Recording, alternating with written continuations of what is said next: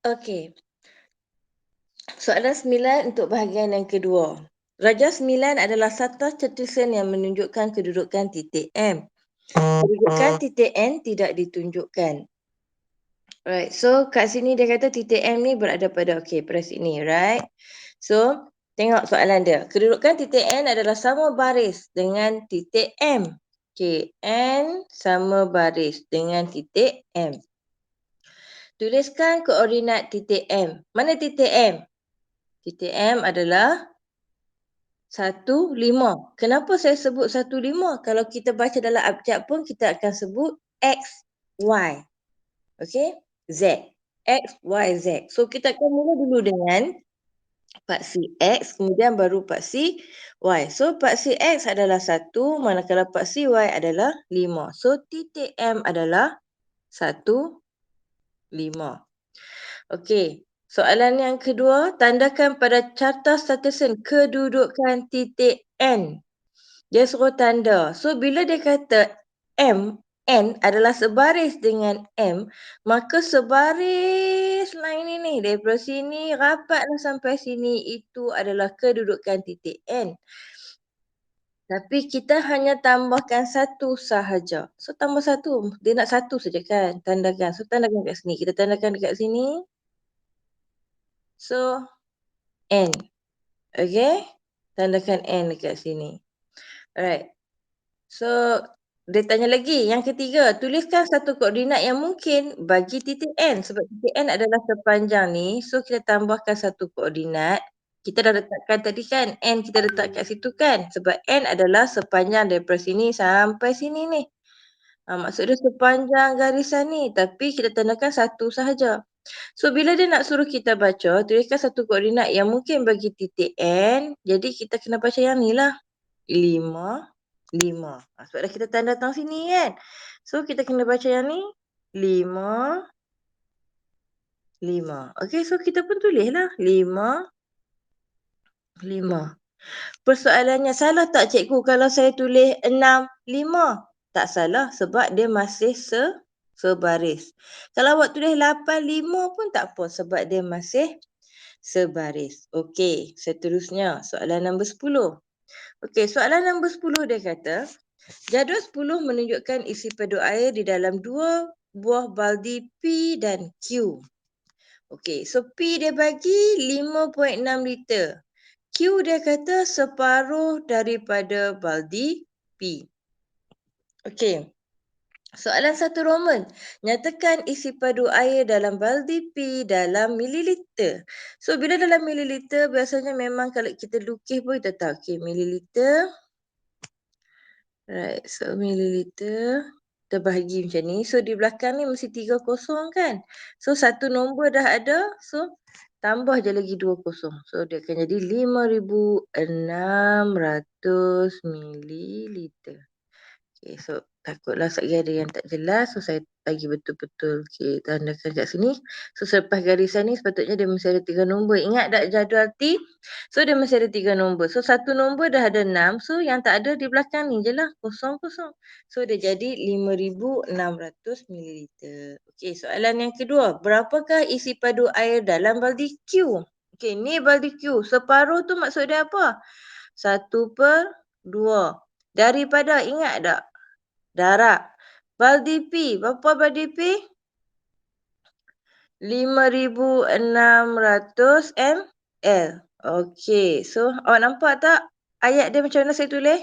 Separuh daripada darab baldi P. 5,600 ml. So, awak bolehlah selesaikan. Jadi, 1/2 darab 5,600 ml. Sama juga dengan okey, saya nak ajar awak cara mansuhkan. So, 5 bahagi 2, 2. Sebab apa? 2 kali 2, 4. So, 5 tolak 4 bagi 1. 16 dengan 2, 8. So, 8, sifar, sifar, sifar, sifar. 2.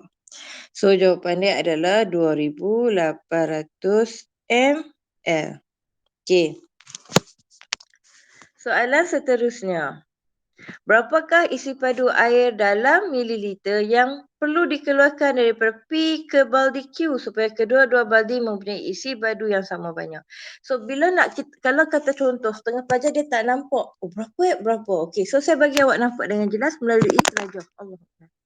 Melalui rajah. Okey, ini baldi P. Baldi P penuh 5.6 liter. Okey, baldi P penuh 5.6 ml.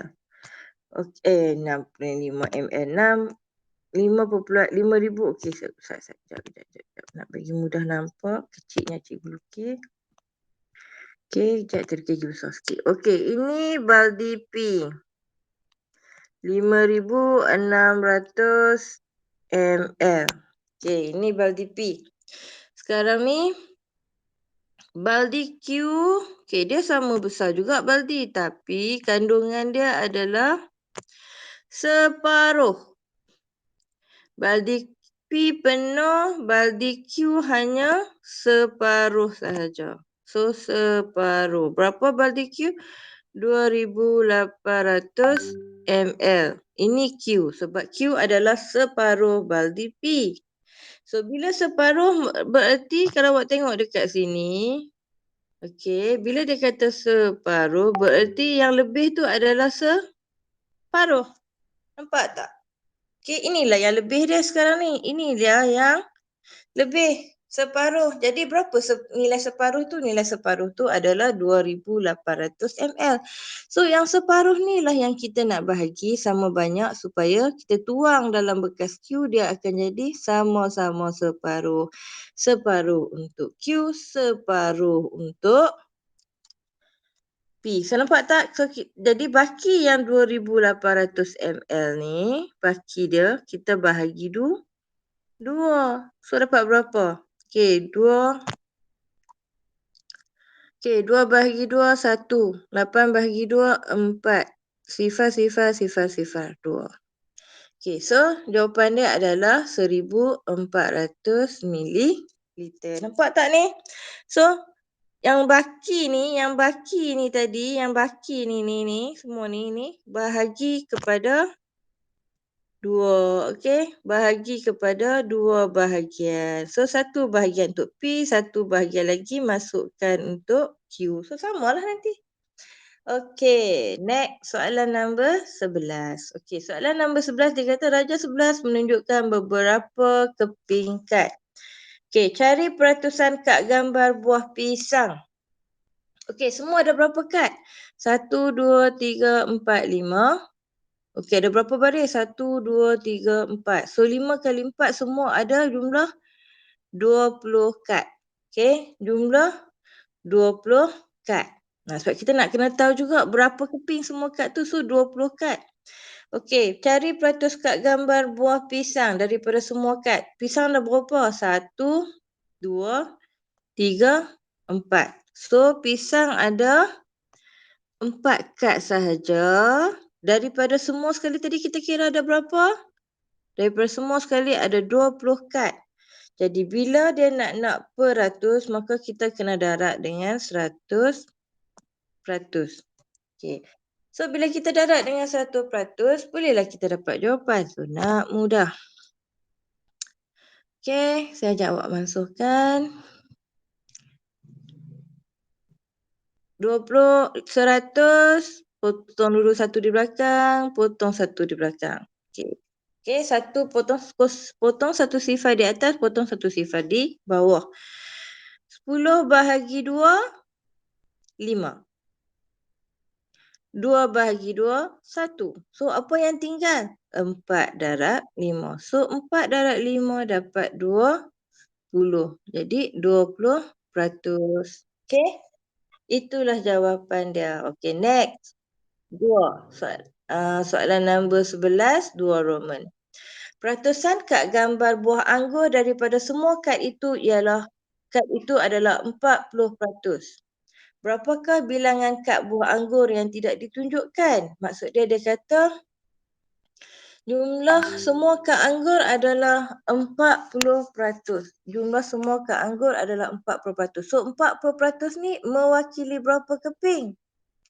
Okey, ada dua kaedah. Kaedah yang pertama, saya tunjuk kat awak dua-dua kaedah ya. Kaedah yang pertama, K1 ni kaedah ya. Kaedah yang pertama di mana awak cari dulu berapa kepingkat semuanya.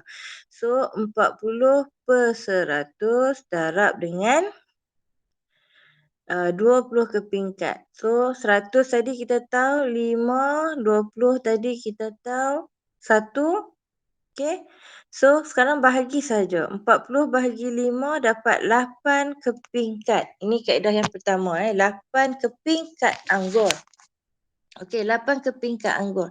Sekarang ni kat anggur dia boleh bagi 1, 2, 3. 3 kepingkat. Jadi berarti berapa kepingkat yang tidak ditunjukkan? So, 8 kepingkat tolak 3 kepingkat berarti 5 kepingkat yang belum ditunjukkan. Okey? So, 5 kepingkat yang belum ditunjukkan. Okey, ini kaedah 1. Sekarang saya tunjuk pula kaedah 2. Okey. Okey, kaedah 2 kalau awak tengok saya tunjuk, kaedah 2 melibatkan soalan 1 Roman tadi. Cuba awak tengok. 20% sama juga berapa kepingkat? 4 kepingkat. So, kalau 20%, 4 kepingkat, jadi 40%, 40% sama juga 4 kali 2, nampak tak? So, 20% sama juga dengan 20% tambah 20%. Okey, nak bagi nampak kan? So, kalau yang ni 20% 4 kepingkat. Silap. 20% 4 keping. So, 40% yang ni darab 2. So, yang belah ni pun darab 2. Ini kaedah kadaran. Okey, so darab 2. So, berapa kepingkat? 8 kepingkat. Nampak tak? So, 20% 4 kepingkat. 40% 8 kepingkat.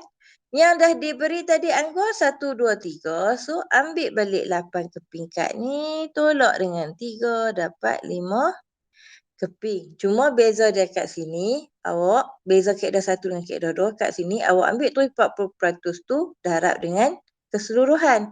Dekat sini awak gunakan balik kaedah yang 1 ni sebab awak dah dapat 20% kan. Jadi 20% 4 keping, 40% 8 keping. Okay, so sama saja. Mana-mana pilihan adalah ikut kesesuaian yang awak faham. Right?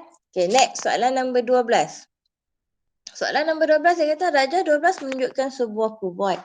Hitung isi padu kuboid itu. Hitung isi padu kuboid itu. So, apa formula isi padu? Formula isi padu adalah panjang darab lebar darab tinggi. So, isi padu sama juga dengan 10 cm darab 5 cm darab 15 cm. So, berapa jawapannya? 10 darab 5 cm, 50 cm persegi. 10 darab 5, 50. 50 darab 15, berapa? Okey, 50 darab 15. So, sifar darab 5, sifar. Okey, sifar darab 5, sifar. 5 darab 5, 25. Okey, sifar darab 1, sifar. 5 darab 1, 5. Sifar 5, 7. So, berapa isi padu dia? Isi padu dia adalah 750 cm padu. Jangan lupa tulis. Kenapa 3? Sebab ada 1, 2, 3 awak darab. So, 750 cm padu. Okey, seterusnya. Salman ingin meletakkan beberapa buah kubus yang berukuran 5 cm ke dalam kubus itu. Berapakah bilangan kubus yang boleh diletakkan? Buktikan. Okey, dia suruh kita buktikan. First kita kena tahu dulu berapa isi padu kubus tersebut. Okey. Kubus ni kita faham ciri-ciri dia adalah setiap sisi adalah sama. So, kita kena cari dulu isi padu kubus. Okey, isi padu kubus adalah 5 cm persegi darab 5 cm persegi. Cikgu pun. Okey, sorry. Okey, 5 cm darab 5 cm darab 5 cm. So 5 darab 5, 25. 25 darab 5, 125 cm padu. Okey? Boleh? Okey, kalau kamu tak boleh nak congak terus, kamu buat kaedah yang macam ni lah. Yang saya tunjuk ni, kaedah ni. Buat kaedah macam ni kalau tak boleh nak congak. Okey? Okay, kalau tak boleh nak congak, awak buat kaedah darab macam biasa ni. Right? So tak salah pun. Okey, so saya nak ringkaskan. Jadi kalau tadi isi padu penuh dia adalah 750 cm padu. So sekarang isi padu kubus pula adalah 125 cm padu. So berapa bilangan kubus yang boleh masuk? So kita ambil isi padu penuh dia, cm padu, kita bahagi dengan isi padu kubus tu, 125 cm padu. So bila kita tengok kat sini, cm padu potong bang. Okey, 750 bahagi dengan 125. Agak-agak kamu berapa? Okey, kalau kamu tengok kat sini, kalau sifir 125, 125 1. 252. So 252. Okey, kalau kira saya nampak dah 6. Macam mana saya dapat 6? Sebab saya ambil 250 ni sama dengan 2. Jadi kalau 500 sama dengan 4. Tiap. Nampak tak? Tak nampak Okey, tak nampak. Saya tunjuk satu-satu ya. Okey. Sekejap saya tengok satu-satu kat kamu. 125 ni sifir 125 tau. 125 1, 252, 375 3. Okey, macam mana saya buat? Saya tambahkan 125 dengan 250 untuk dapatkan 3. Okey, bila 375 saya tambahkan lagi dengan nombor yang 125 ni kat atas sebab dia sifir 25. So awak akan dapat 504. Okey. 625 5. Okey. 750 6. So nampak tak macam saya kata tadi? Ini adalah sifir 125. Kalau siapa yang tak boleh buat macam ni, awak buat macam ni pun boleh. Tapi dia akan jadi panjang lah. 125 tambah 125, 250. Ini yang kedua, ini yang pertama. Tambah 125, 375. Ini yang ketiga. Tambah lagi 125. 10, 1, 10, 1, 5. Ini yang keempat. Tambah lagi 125. Okey. So dapat 625. Ini yang kelima. Tambah lagi. Tak sampai kan? Tambah lagi 125. So awak dapat 10, 1, 5, 7. 750. Yeay dapat. So 750. So 750 bahagi 125, 6. 125 bahagi 125, 1. So maksud dia yang boleh muat adalah 6 kubus. Okay? Itulah jawapan kita. So ada banyak kaedah macam mana kamu nak dapatkan sifir 125. Sama ada kamu nak congak dalam kepala ataupun kamu nak buat cara kaedah tambah. Okay? Right, so apa pun berhati-hati dengan setiap apa yang kamu buat. Okay? Next, soalan nombor 13. Okay, soalan nombor 13. Nisbah bilangan gula berperisa anggur kepada bilangan gula berperisa durian adalah 1:4. Okey, cikgu kenapa tak baca habis? Okey, soalan atas dia kata Rajah 13 menunjukkan bilangan gula-gula dalam sebuah balang yang mengandungi gula-gula perisa anggur dan durian. Maksud dia dalam balang ni ada perisa anggur dengan perisa durian. Nisbah dia adalah 1:4. 1:4. Cari bilangan gula-gula berperisa anggur. Anggur 1, durian 4. Maksud dia nisbah tu dia ada berapa? Okey. So bila dia kata macam ni berarti 1:4. 1 adalah anggur, 4 bahagian adalah durian. Itu maksud dia. Jadi tak nampak. Okey, 1:4 ni maksud dia macam ni. Okey, dalam satu balang ni, satu bahagian ni adalah anggur. Okey, 4 bahagian lagi. 4 bahagian ni lagi adalah durian. Itu maksud 1:4. 4. So berapakah bilangan gula-gula berperisa anggur? So bilangan berperisa anggur adalah 1/5. Kenapa 1/5? Sebab kita pecahkan kepada 5 bahagian darab dengan 250. So nampak tak?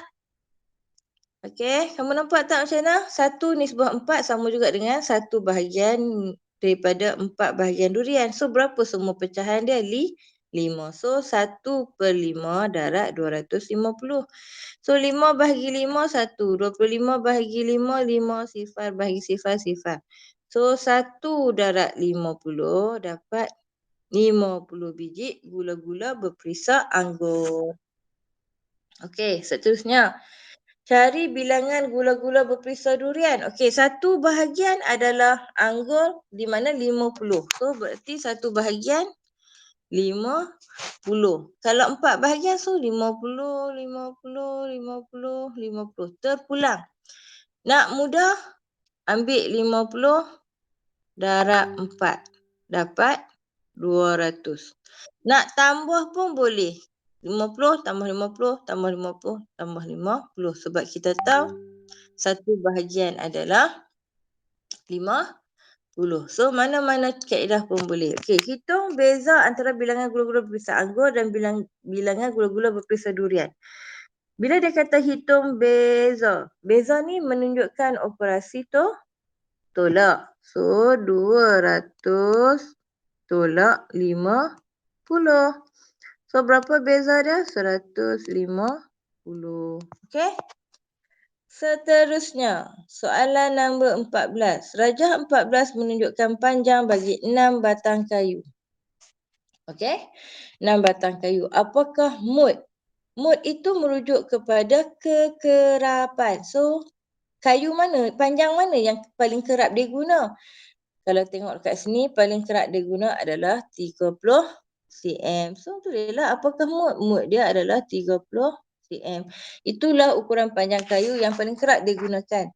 Cari median. Median bererti yang berada di tengah-tengah. Okey, kalau awak tengok kat sini, bila kita susun, sebab median ni adalah di tengah-tengah selepas kita susun. Jadi kalau awak tengok, kalau kita susun pun apa yang berada di tengah-tengah? So awak tengok 20 cm lah. Yang ni bukan 20 m tau, 20 cm. Boleh cara ni. Okey, 20, 30, 30, 30. Tak muat pula dah. Satgi tak muat kamu tak nampak tengah. Okey, saya tulis kat sini. Dia 20, 30, 30, 30, 50, 70. So apa yang berada di tengah-tengah? Kalau ikut 1, 2, 1, 2. So yang berada di tengah-tengah adalah 30 dan 30. Jadi kalau awak tambah dua-dua, bahagi 2 pun jawapan dia awak akan dapat 30 cm. Itulah median yang berada di tengah. Okey. So, Mona ingin membuat sebuah kotak berbentuk kubus yang menggunakan kayu yang berukuran 30 cm bagi setiap tepi. So, dia nak buat sebuah kubus. Kos bagi 1 cm kayu itu adalah 30 sen. Berapakah harga kos untuk membuat rangka sebuah kotak itu? Tu dia. 1 cm 30 sen. So dia nak buat rangka tau. Rangka berarti dia macam nakkan perimeter. Dia bukan nakkan isi padu tau. Sebab dia nak buat rangka. Okay, so bila dia nak buat rangka, berapa kayu yang kita nak pakai dengan ukuran 30 cm? So, awak pun lukislah rangka. Okey, bila dia nak kubus berarti asal dia mesti segi 4 sama. Okey. So kalau awak tengok kat sini dah ada 1, 2, 3, 4. Betul? Okey. So bila kubus, okey ni atas dia. Alright. Bila ada atas, mesti ada bawah dia. Okey. So nampak? Okay, so punyalah cikgu guna macam-macam colour nak bagi hampa nampak. Alright. So, berapa yang batang yang kita guna? Oh, terlupa di belakang ni pun mesti ada satu juga. Okay. So, berapa kita guna? Berapa kayu kita guna? 1, 2, 3, 4, 5, 6, 7. Okay. Dah, ni keluar datang apa pula dah. 9, 10, 11. So, 12. Sebab sisi sebuah kubus ada 12. 4 keliling, 4 di bawah, 4 di atas. Ni nampak tak? 4 keliling ni 1, 2, 3, 4. 4 keliling. 4 di bawah. 1, 2, 3, 4. 4 di atas. 1, 2, 3, 4. So, 4 sisi. Jadi, berarti 12 kayu dengan ukuran 30 cm perlu digunakan untuk membina rangka. So, dapatkan dulu panjang kayu yang kita nak gunakan. So, sifar 2 kali 3, 6. 1 kali 3, 3. So, 360 cm panjang kayu yang kita nak gunakan. So, dia kata dekat sini 1 cm 30 sen. Okay, dia kata kat sini 1 cm 30 sen. So, maksud dia 360 ni. 360 darab dengan 30 sen. Okay, darab dengan 30 sen. So, sifar. Satu sifar saja. So, sifar darab 3, sifar. 6 darab 3. 18, 1 di atas. 3 darab 3, 9. 9 tambah 1, 10. Macam mana kamu nak tahu? Dalam sen ada 2 nombor, betul? So, kamu kira 1, 2. Titik. RM di depan. So, awak dapatlah kos bagi kayu itu, kos untuk membuat rangka kotak tersebut adalah RM108. Okay? So, nampak tak? Faham tak? Okay? Kau awak tengok balik saya ulang tadi. Rangka kayu yang kita perlukan 4 keliling, 4 di bawah dan 4 di atas. So, jumlah kayu yang kita perlukan adalah 12 batang kayu dengan satu ukuran 30 cm. Okey, 12 batang kayu 30 cm sama juga dengan 360 cm ukuran panjang dia. So, 1 cm 30 sen, 360 cm jumlah dia adalah RM108. Okey, next. Soalan yang terakhir, soalan nombor 15. Tuliskan nilai sudut X. Sudut X bila dia letak simbol macam ni, ini berarti 90 darjah sudut tegak. Okey, pada ruang jawapan lukis garis yang serenjang dengan PQ. Okey, kalau kita tengok, terkejut cikgu. Cikgu heran juga tengok dekat rajah segitiga tu tak ada PQ pun. So, awak tengok kat sini pun dah bersudut tegak. Jadi, sudut tegak adalah 90 darjah. Okey, rupanya kat bawah. Sebab tu kita kata baca arahan bagi jelas. Fahamkan betul-betul. Okey, pada ruang jawapan lukis garis yang serenjang dengan PQ. Garis serenjang berarti macam ni. Kita lihat dulu lah. Okey, ini garis serenjang. Okey. Ini adalah garis serenjang. Bukan garis lari ya. Kalau selari begini. Tapi sekarang dia nak garis serenjang. Pembagi dua lebih kurang macam itulah. Okey. Pastikan kamu gunakan pembaris. Ini akibat tak guna pembaris. Bila tak guna pembaris, dia jadi bengkok. So, pastikan kamu guna pembaris.